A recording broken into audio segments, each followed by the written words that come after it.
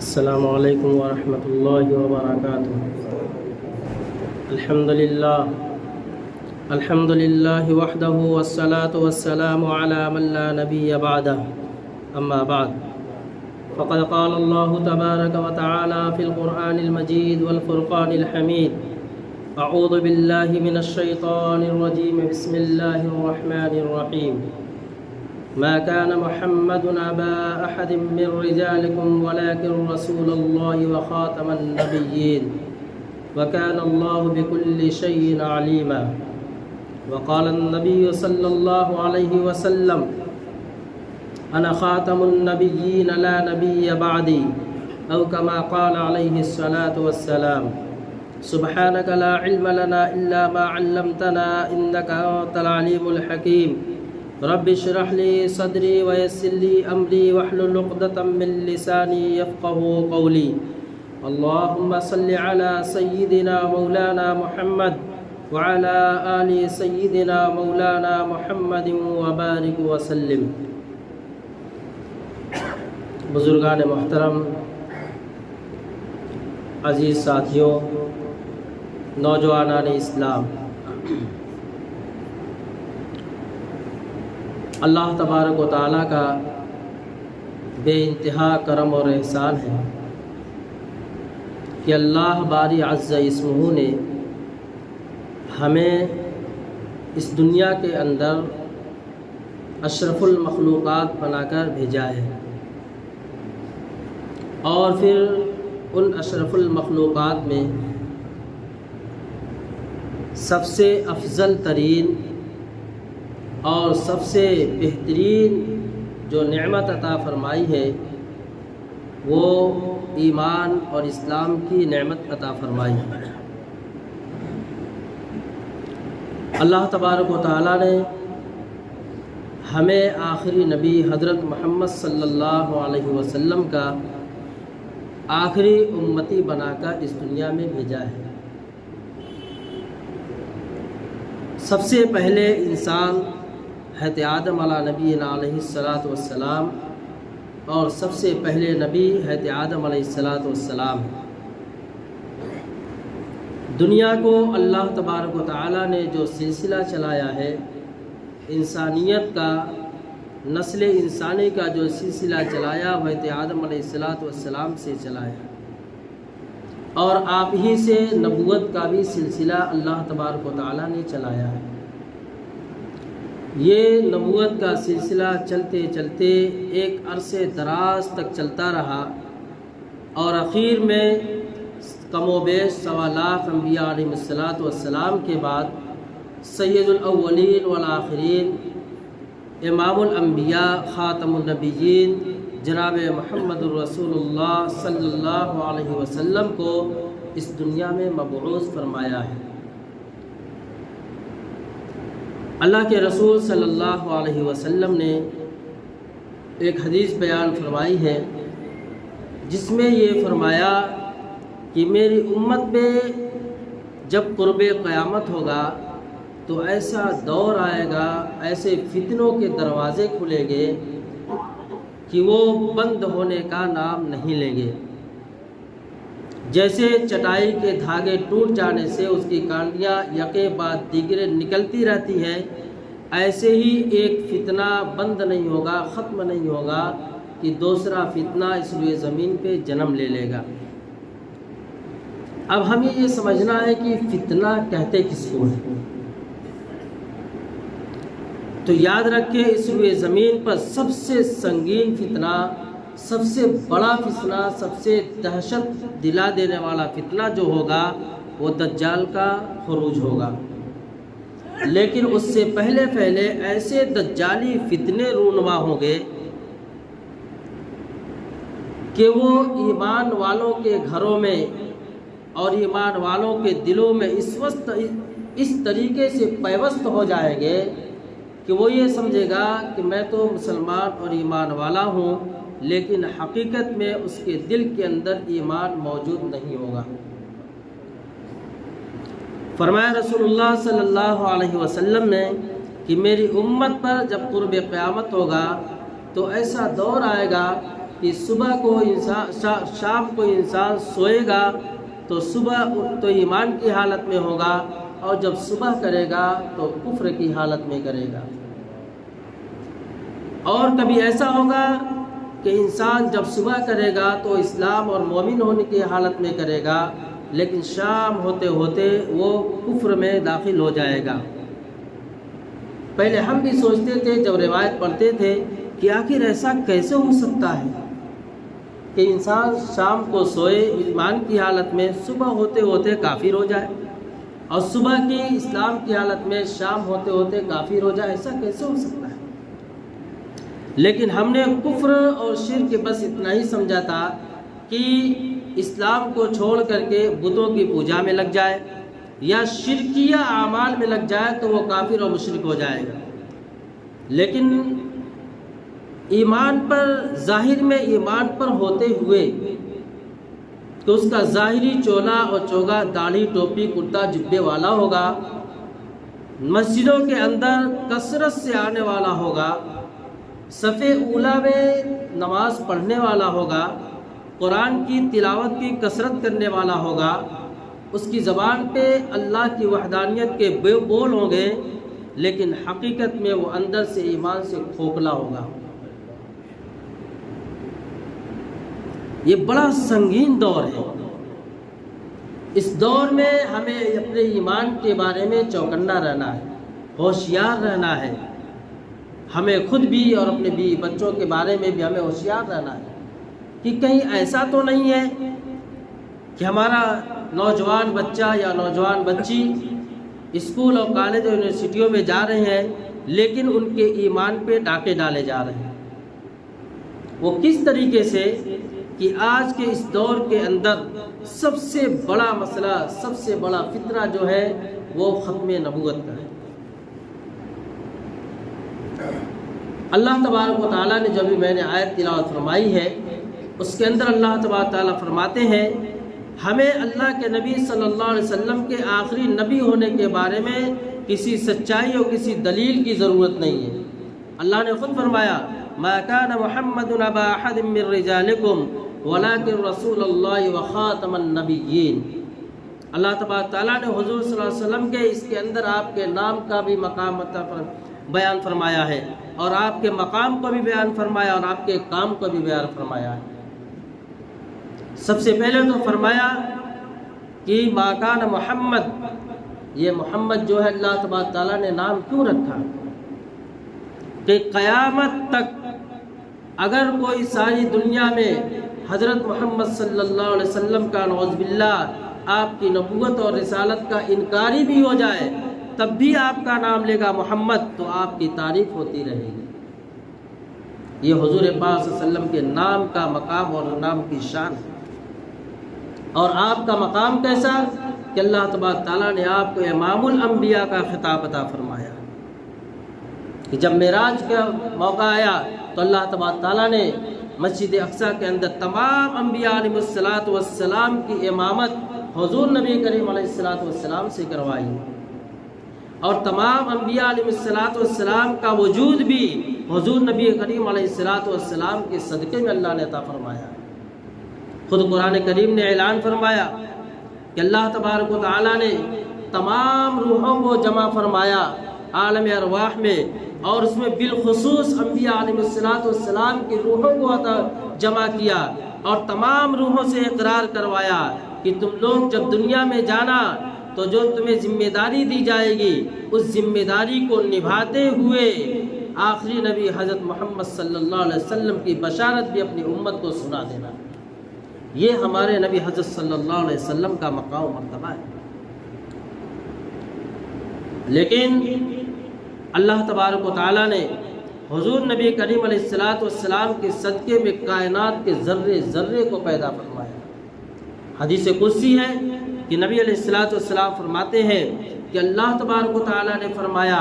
اگر مجھے آخری نبی حضرت محمد صلی اللہ علیہ وسلم کو پیدا نہ کرنا ہوتا تو میں کائنات کے ایک ذرے کو نہ پیدا کرتا، یہاں تک کہ فرشتوں کو اور جنت اور جہنم اور کسی چیز کو پیدا نہ کرتا۔ اللہ تبارک تعالیٰ نے حضور نبی کریم علیہ السلام کے خاتم النبیین ہونے کو ذکر خود قرآن میں فرمایا کہ وہ خاتم النبیین، خاتم المرسلین نہیں فرمایا، اس لیے کہ نبوت جب تک کوئی نبی نہیں ہوگا وہ رسول نہیں ہو سکتا ہے، اور جب تک کوئی، لیکن رسالت کے لیے نبوت کا ہونا ضروری ہے، رسالت کے لیے نبوت کا ہونا ضروری ہے۔ اس لیے انبیاء کی آمد ہوئی، رسولوں کی آمد کا تذکرہ نہیں ہے کہ اللہ تبارک تعالیٰ نے رسولوں کو بھیجا، لیکن رسول ہونے کے لیے نبو کا ہونا ضروری ہے۔ نبوت،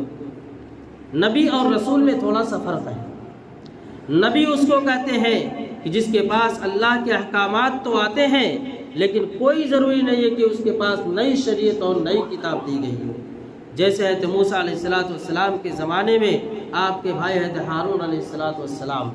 کہ حضرت موسیٰ علیہ السلام کو دنیا سے جانے کے بعد آپ کی ذمہ داری کو حضرت ہارون علیہ السلام نے سنبھالا، کوئی نئی شریعت اور نئی کتاب نہیں آئی تھی آسمان سے، لیکن رسول اس کو کہتے ہیں جس کے پاس نئی شریعت اور نئی کتاب دی گئی ہو، جیسے 4 مشہور آسمانی کتابیں موجود ہیں۔ حضرت عیسیٰ علیہ السلام نبی بھی ہیں، رسول بھی ہیں، موسیٰ علیہ السلام نبی بھی ہیں، رسول بھی ہیں، حضرت داؤد علیہ السلام نبی بھی ہیں، رسول بھی ہیں، اور حضرت محمد صلی اللہ علیہ وسلم نبی بھی ہیں اور رسول بھی ہیں۔ مسئلہ یہاں صرف نبوت کا نہیں ہے، مسئلہ یہاں ختم نبوت کا ہے، ختم نبوت کا ہے۔ آج کے اس فتنے کے دور میں مدعی نبوت پیدا ہوئے، اور اسی دور میں نہیں، حضور نبی کریم علیہ السلام کے زمانے سے لے کر کے آج تک مدعی نبوت، مدعی مہدویت اور مدعی مسیحیت پیدا ہوتے رہے، لیکن یاد رکھیں کوئی بھی نبوت کا دعویٰ کرنے والا، کوئی بھی مسیحیت کا دعویٰ کرنے والا، کوئی بھی مہدویت کا دعویٰ کرنے والا ایسا دنیا میں نہیں آیا جس کا خاتمہ نہ ہوا، جس کا خاتمہ نہ ہوا۔ حضور نبی کریم علیہ السلام کے زمانے میں مسیلمہ کذاب جس نے نبوت کا دعویٰ کیا، اور آپ کے دنیا سے پردہ فرمانے کے بعد طرح طرح کے 3-4 لوگ ایسے پیدا ہوئے، جس میں سجاح نامی ایک شخص تھا، طلحہ نامی ایک شخص تھا، اور اسود عنسی تھا جس نے نبوت کا دعویٰ کیا۔ لیکن نبوت کا دعویٰ کرنے والے کا نبوت کا دعویٰ تو کیے، لیکن اس کے مقابلے میں ابو بکر صدیق رضی اللہ تعالیٰ عنہ نے بڑا کارنامہ انجام دیا۔ حضور نبی کریم علیہ السلام کے زمانے میں جتنے غزوات ہوئے، جتنی جنگیں ہوئی ہیں، وہ کفر اور اسلام کی جنگ ہوئی ہے، کفر اور اسلام کی جنگ ہوئی ہے، جس میں 250 کے قریب صحابہ اکرام کی شہادت ہوئی ہے۔ لیکن جب جنگ یمامہ جو ہوئی، وہ ختم نبوت کے اوپر جب وار ہوا، ناموس رسالت کے اوپر جب وار ہوا، حضرت ابوبکر صدیق رضی اللہ تعالیٰ عنہ نے قافلہ بھیجا، جس میں تقریباً 1200 صحابہ اکرام رضوان اللہ علیہم اجمعین نے اپنی جان کا نذرانہ پیش کیا۔ نبی علیہ السلام کی ناموس پہ آنچ اٹھے اور ہم خاموش بیٹھے رہے؟ حضور نبی علیہ السلام کی رسالت پہ کوئی انگلی اٹھائے اور ہم چپ چاپ اپنے گھروں میں بیٹھے رہے؟ مسلم شریف کی حدیث ہے، اللہ کے رسول صلی اللہ علیہ وسلم نے فرمایا ہے کہ جو شخص نبوت پہ انگلی اٹھائے، جو شخص ناموس رسالت پہ انگلی اٹھائے، تو اس کا مقابلہ قوت ایمانی کے ساتھ ڈٹ کر کیا جائے، جان سے بھی اور مال سے بھی۔ اگر جان اور مال سے اس مقابلہ نہیں کر سکتے ہو تو رسول اللہ صلی اللہ علیہ وسلم نے فرمایا وَأَلْسِنَتِكُمْ، اپنی زبان سے اس کا مقابلہ کرو، اس کا خاتمہ کرو۔ اس کا دفاع نہیں کرنا ہے، اس کا خاتمہ کرنا ہے۔ تو ہم اپنے بچوں کو بتلائیں کہ آخری نبی حضرت محمد صلی اللہ علیہ وسلم ہے، آپ کے بعد اب دنیا میں کوئی نبی نہیں آنے والا ہے، لا نبی بعدی۔ اللہ کے رسول صلی اللہ علیہ وسلم نے خود زبان رسالت سے فرمایا میرے بعد اب اس دنیا کے اندر اس روئے زمین پر قیامت تک کوئی نبی آ ہی نہیں سکتا ہے۔ ہاں، اللہ کے رسول صلی اللہ علیہ وسلم نے یہ تو فرمایا کہ ان قریب اس دنیا کے اندر 40-30 جھوٹے کذاب دجال پیدا ہوں گے جو نبوت کا دعویٰ کرنے والے ہوں گے۔ نبوت کا دعویٰ کرنے والے کے لیے اس کے جھوٹا ہونے کے لیے یہی کافی ہے کہ وہ نبوت کا دعویٰ کر رہا ہے۔ اس کا جھوٹا ہونے کے لیے اتنا ہی کافی ہے کہ وہ مہدویت کا دعویٰ کر رہا ہے، اس کے کذاب اور دجال اور فراڈی ہونے کے لیے یہی کافی ہے کہ وہ مسیح موعود کا دعویٰ کر رہا ہے۔ لیکن ہمیں معلوم ہونا چاہیے، یہ تو نبی علیہ السلام کے مقام اور مرتبے اور آپ کی خاتمیت کی بات ہے، لیکن جن لوگوں نے نبوت کا دعویٰ کیا ہے، پہلے دو شخصیات کا ان لوگوں نے سہارا لیا ہے، حضرت امام مہدی علیہ رضوان کا اور حضرت عیسیٰ علیہ نبی علیہ السلام کا۔ کوئی آج تک اس روئے زمین پر نبوت کا دعویٰ کرنے والا ایسا پیدا نہیں ہوا کہ وہ فوراً ڈائریکٹ وہ یہ کہہ دے کہ میں نبی ہوں۔ پہلے اس نے حضرت امام مہدی کا سہارا لیا، پھر حضرت عیسیٰ علیہ السلام کا سہارا لیا، پھر جا کر کے نبوت کا دعویٰ کیا۔ آج کے اس فتنے کے دور میں جو ہمارے سامنے دو شخصیات کا نام آتا ہے، ایک شکیل بن حنیف کا فتنہ اور ایک گوہر شاہی، ریاض احمد گوہر شاہی کا فتنہ۔ یہ دو فتنے اس امت کے اندر کثرت سے اس موجودہ آلات کی طرح وہ ہمارے گلی کوچوں میں، ہمارے گھروں میں دوڑ رہے، دندلا رہے ہیں، لیکن ہمیں اس کی خبر ہی نہیں، ہمیں اس کی خبر ہی نہیں۔ شکیل بن حنیف جس نے سب سے پہلے مہدویت کا دعویٰ کیا، کہاں بہار کا پیدا ہونے والا شکیل بن حنیف، اور تھوڑی بہت تعلیمات حاصل کر کے دہلی کے اندر نوکری کرنے والا، پھر اس کے بعد جماعت کے ساتھیوں میں لگ کر کچھ دینی معلومات حاصل کی، اس کے بعد اپنے آپ کو مہدویت کا دعویٰ کر دیا۔ اللہ تبارک و تعالیٰ نے ہر انسان کو عقل دی ہے، عقل دل دماغ دے کر کے فرشتوں سے اونچا مرتبہ انسانوں کا عطا فرمایا ہے۔ کہ فرشتوں سے اونچا مرتبہ انسانوں کا کیوں ہے؟ اللہ تبارک تعالیٰ اس کو عقل اور دل اور دماغ دیا ہے، سوچنے اور سمجھنے کی صلاحیت کا اللہ تبارک تعالیٰ نے ملکہ اس کو عطا فرمایا ہے۔ ذرا سوچیں، ایک ایسا انسان جو ہمارے ہی جیسا ہے، اور اس 15ویں صدی کے اندر جبکہ ہمیں معلوم ہے اللہ تبارک تعالیٰ نے خاتم النبیین کہہ دیا، پھر بھی اگر وہ نبوت کا یا مہدویت کا دعویٰ کرتا ہے تو ہم کیسے اس کو فوراً فالو کر لیں، فوراً اس کی باتوں کو کیسے مان لیں؟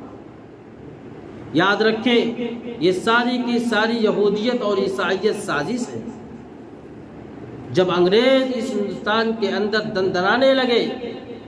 تو انہوں نے مرزا غلام احمد قادیانی کو تیار کیا، اور اس نے آ کر کے اپنے نبی اور مسیحیت اور مسیح موعود اور مہدی ہونے کا اس نے دعویٰ کیا۔ علماء نے ڈٹ کر کے سینہ سفر ہو کر کے اس کا مقابلہ کیا اور لوگوں کو بتلایا کہ یہ قادیانیت اسلام کے اندر ایک زہریلا جراثیم ہے، جس کے قریب اگر تم گئے تو تمہارا جسم تو محفوظ ہوگا، لیکن تمہارا اسلام اور ایمان محفوظ نہیں ہوگا۔ خدا را اپنے بچوں کو ہوشیار کرو کہ کہیں ہمارے گھروں کے اندر یہ شکیلیت اور گوہر شاہیت کا فتنہ جنم تو نہیں لے رہا ہے۔ گوہر شاہی جو صوفیت کے لبادے میں آ کر کے اپنے آپ کو کبھی رب الارباب کہتا ہے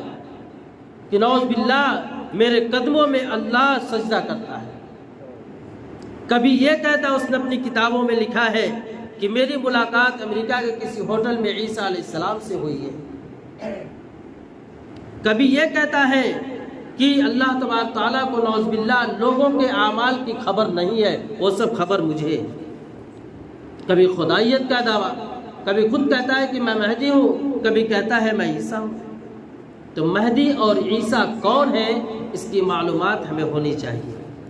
پھر جا کر کے ہمیں پتہ چلے گا کہ اب کوئی مہدویت اور مسیح موعود کا دعویٰ کرے گا تو ہم اس کو ماننے والے نہیں ہیں۔ حضرت امام مہدی علیہ رضوان قرب قیامت میں جن کا ظہور ہوگا، مدینہ میں آپ کی پیدائش ہوگی۔ حضرت اللہ کے نبی صلی اللہ علیہ وسلم کی چہیتی بیٹی حضرت فاطمہ الزہرا رضی اللہ تعالیٰ عنہ کے خاندان سے حضرت حسن رضی اللہ تعالیٰ عنہ کی نسل سے حضرت امام مہدی ہو گئے، اور حضور نبی علیہ السلام نے فرمایا کہ امام مہدی کا نام میرے نام پہ ہوگا اور ان کے باپ کا نام میرے باپ کے نام پہ ہوگا، یعنی حضرت امام مہدی کا نام محمد بن عبداللہ ہوگا۔ شکیل بن حنیف بہار کا پیدا ہونے والا شکیل بن حنیف اس کا نام، اور اس کے باپ کا نام حنیف، وہ کہاں سے مہدی ہو سکتا ہے؟ پھر حدیث کے اندر طرح طرح کی تعویلات، وقت نہیں ہے، طرح طرح کی تعویلات کہ اللہ کے نبی صلی اللہ علیہ وسلم نے بعض موقع پر حضرت ایک صحابی رضی اللہ تعالیٰ عنہ کو مہدیت کا لقب دیا، جس طریقے سے حضرت عیسیٰ علیہ السلام کو مہدیت کا لقب دیا۔ تو اللہ کے نبی صلی اللہ علیہ وسلم نے لا مہدی الا عیسیٰ فرمایا کہ نہیں ہے مہدی مگر عیسیٰ ہی۔ کبھی کہتا ہے کہ عیسیٰ اور مہدی دونوں ایک ہی ہیں، لیکن اللہ تبارک و تعالیٰ نے نبی علیہ السلام نے حضرت امام مہدی علیہ الرضوان کی نسل اور آپ کے حلیے کو بیان فرمایا۔ آپ ایک عرصہ مدینہ میں گزاریں گے، اس کے بعد آپ مکہ المکرمہ جائیں گے، آپ کو اس وقت 40 سال غالباً عمر ہوگی اور 8 سے 9 سال تک اس روئے زمین پر ہوں گے۔ لیکن حضرت امام مہدی کا جب ظہور ہوگا تو ہندوستان میں نہیں ہوگا، بیت اللہ کا طواف کرتے ہوئے حجر اسود اور مقام ابراہیم کے درمیان بزرگ ہستیوں کے ذریعے سے ان کا ظہور ہوگا۔ وہ اپنے آپ کو مہدی ہونے کا دعویٰ نہیں کریں گے، بلکہ وہ اپنے آپ کو چھپائیں گے۔ جب ان کو ایسا لگے گا کہ میرا ظہور ہونے والا ہے تو مدینہ منورہ چھوڑ کر مکہ المکرمہ میں آ جائیں گے۔ لیکن کچھ بزرگ قافلہ ہوگا، کچھ اللہ والوں کا قافلہ ہوگا جو حضرت امام مہدی کو پہچان لیں گے، اور جب امام مہدی کا ظہور ہوگا دنیا میں امن و امان، چین، سکون، راحت پھیل جائے گا۔ جب سے شکیلیت کا ظہور ہوا ہے، اس روئے زمین پر فتنے دندنانے لگے، اس روئے زمین پر دجال عروج پہ آ گیا۔ حضرت امام مہدی کا جب ظہور ہوگا تو دجالی فتنے اس وقت ختم ہو جائیں گے، روئے زمین پر امن و امان ہوگا، دلوں کے اندر سے نفرتوں کا خاتمہ ہو جائے گا، زہریلے جانور کے اندر سے زہر ختم ہو جائے گا، بچے سانپ سے ایسے کھیلیں گے جیسے کھلونوں سے کھیلتے ہیں۔ 8-9 سال کا زمانہ پرامن پرسکون پوری دنیا میں ہوگا۔ پھر اس کے بعد امام مہدی کا دنیا سے پردہ فرما جائیں گے۔ حضرت عیسیٰ علیہ السلام کا آسمان سے نزول ہوگا۔ حضرت عیسیٰ علیہ السلام یہ وہ شخصیت ہے جن کو اللہ تبارک و تعالیٰ نے حضرت مریم علیہ السلام کے بطن سے بغیر باپ کے پیدا فرمایا ہے۔ شکیل کا باپ موجود ہے، وہ عیسیٰ کیسے ہو سکتا ہے؟ ایک نمبر کا فراڈی جس نے اپنے آپ کو مسیح موعود کہا ہے، ہم اس کو کیسے عیسیٰ مان سکتے ہیں؟ اس کو سوائے جھوٹا کہنے کے، سوائے کذاب اور دجال کہنے کے دوسرا کوئی اور لقب اس کو ہم اپنی زبان سے نہیں دے سکتے ہیں۔ حضرت عیسیٰ علیہ السلام دمشق کی جامع مسجد پہ مینارے پہ 2 فرشتوں کے سہارے اتریں گے، 2 فرشتوں کے کندھوں کے سہارے اتریں گے، اور جس وقت وہ حضرت عیسیٰ علیہ السلام اس مسجد میں اتریں گے تو لوگوں کا ایک ہجوم ہوگا جو حضرت مہدی علیہ الرضوان کے ساتھ وہاں پہنچے ہوں گے، اور اقامت کہی جا چکی ہوگی۔ حضرت عیسیٰ علیہ السلام آئیں گے تو حضرت امام مہدی کہیں گے کہ آپ چلیے، فجر کی نماز کھڑی ہوگی، آپ چلیے امامت کر دیجئے، نماز پڑھا دیجئے۔ حضرت عیسیٰ علیہ السلام کہیں گے نماز کی اقامت آپ کے لیے کہی گئی، لہذا آپ ہی نماز پڑھائیں۔ تو اس وقت عیسیٰ علیہ السلام اپنے حضرت امام مہدی علیہ الرضوان کی قیادت میں نماز پڑھیں گے۔ اس کے بعد ایک وقت آئے گا، لمبی چوڑی گفتگو ہے، حضرت امام مہدی کا خاتمہ ہو جائے گا۔ عیسیٰ علیہ السلام جب اس مسجد سے نکلیں گے تو سامنے دیکھیں گے دجال ہوگا، اور وہ آپ کو دیکھتے ہی ایسے پگھلے گا جیسے نمک پگھلتا ہے پانی میں رکھنے کے بعد۔ اور پھر حضرت عیسیٰ علیہ السلام اس وقت دجال کا خاتمہ کریں گے۔ تو حضرت امام مہدی علیہ الرضوان کا یہ نسب نامہ ہم یاد رکھیں۔ اگر کوئی مہدویت کا دعویٰ کرتا ہے تو فوراً اس سے کہو کہ تو بھی جھوٹا ہے، جس نے دعویٰ کیا وہ بھی جھوٹا ہے۔ اگر کوئی مسیح موعود ہونے کا دعویٰ کرتا ہے تو فوراً کہو تو بھی جھوٹا ہے، اور جس نے دعویٰ کیا ہے وہ بھی جھوٹا ہے۔ کسی بھی انسان کو نبی اور مہدویت اور یہ مسیح موعود ہونے کا دعویٰ کرنا اس کے جھوٹے ہونے کی سب سے بڑی دلیل ہے۔ ہمیں اللہ کے نبی صلی اللہ علیہ وسلم کے آخری نبی ہونے کی دلیل نہیں ڈھونڈنا ہے۔ اور پھر فرمایا نبی علیہ السلام نے، جو شخص یہ سنے کہ کوئی نبی نعوذ باللہ اس دنیا میں آیا، یا کوئی مہدی آیا، یا کوئی عیسیٰ بن کر کے آیا، اس کی تصدیق کرنے بھی اگر جائے تو ائمہ کرام نے فرمایا کہ وہ بھی کافر ہے، اس لیے کہ معلوم ہے کہ امام مہدی قرب قیامت میں آئیں گے، مدینہ منورہ میں آئیں گے، مکۃ المکرمہ میں ان کا ظہور ہوگا، حضرت عیسیٰ علیہ السلام کا نزول دمشق کی جامع مسجد میں ہوگا، دجال کا خروج وہاں ہوگا، تو ہم اس کو دلیل کیوں مانگنے جائیں؟ کیوں وہ اپنے نبوت کی اور اپنے مسیح ہونے کی، اپنے مہدی ہونے کی ہمیں دلیل دے؟ فوراً اس کو دھتکارو اور یہ کہو کہ تو بھی جھوٹا ہے اور وہ بھی جھوٹا ہے، اور جتنے لوگ اس سے متبعین ہیں وہ سب کے سب جھوٹے، کذاب اور کافر ہیں وقت کے۔ تو میرے عزیز ساتھیوں، ہم اپنے نوجوان نسل کے ایمان کی حفاظت کریں، تحفظ ختم نبوت، ناموس رسالت پہ ہم نظر رکھیں۔ اگر کہیں اس طریقے کے کوئی نوجوان ٹہل رہے ہو، گھوم رہے ہو، تو فوراً اس کو پکڑیں اور اپنے امام سے ملائیں، علماء سے ان کو ملائیں، علماء کی طرف ان کو رجوع کریں، اس لیے کہ حدیث اور قرآن کی جانکاری رکھنے والے، صحیح علم رکھنے والے علماء ہی ہیں، کوئی جاہل صحیح علم نہیں رکھ سکتا ہے، اور نہ ہی ان کی باتوں میں سچائی ہوگی، سوائے اس کے کہ تعویلات اور جو ہے طرح طرح کی جھلم الیقین والی باتیں ہوگی، جو ہمارے بچوں کے اور ہمارے نسل کے ایمان کے خطرے میں ڈالنے، اور سوائے اس کے کہ ہمارے بچوں کے ایمان کو ڈاکے ڈالنے والے راستے کے علاوہ کوئی اور راستہ وہاں نہیں ہے۔ اللہ تبارک و تعالی ہمیں ہر طرح کے گمراہیت سے اور ہر طرح کے ایمان کے ڈاکے ڈالنے والوں سے ہماری اور ہمارے بچوں کی حفاظت فرمائے۔ وآخر دعوانا الحمد للہ رب العالمین۔